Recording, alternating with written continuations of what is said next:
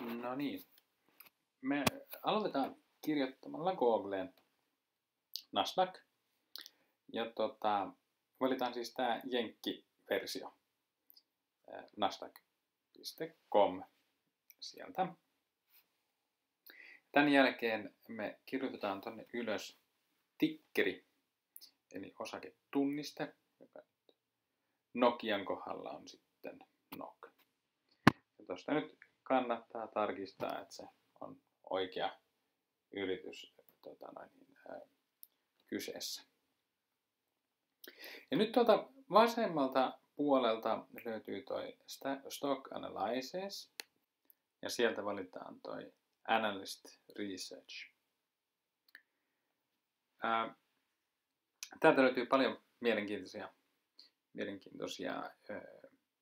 juttuja, mitä voi katsoa, mutta tästä nyt me valitaan tämä List of Analyst Firms.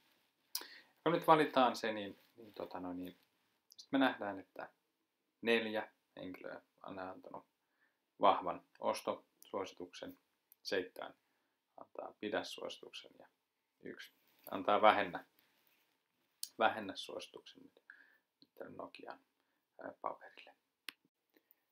Ja tietenkään tässä ei näy kaikkia maailman analyytikoita. Tässä näkyy osa. Ja mutta tästäkin voi saada irti.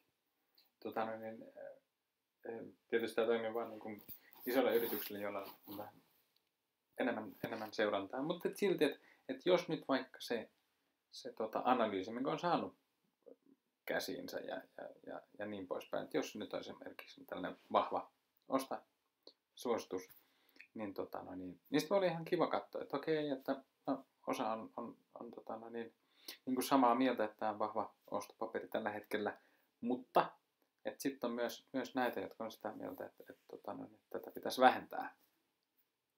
Ja itse asiassa läheskään kaikki ei ole sitä mieltä, että tämä on vahva ostopaperi näistä. Että kyllä tästä sen trendin nyt pystyy sitten kuitenkin niin kuin näkemään. Tämä näyttää kuitenkin erilaiselta, esimerkiksi tämä Nokia verrattuna vaikka Facebookiin.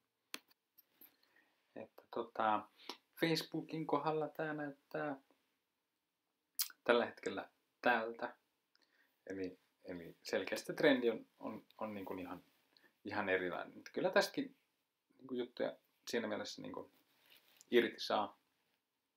Eli eli jos nyt on vaikka lukenut jonkun hyvän bloggarin, jonkun analyysin jostain yhtiöstä, joka näyttää mielenkiintoiselta, niin tämä Nasdaq on tosissaan yksi paikka, mistä näitä voi katsoa. Et jos se on vähän isompi yhtiö, niin sitten noita analyysejä löytyy vähän enemmän. Sieltä voi katsoa vähän trendejä ja kyllä noin muutkin on ihan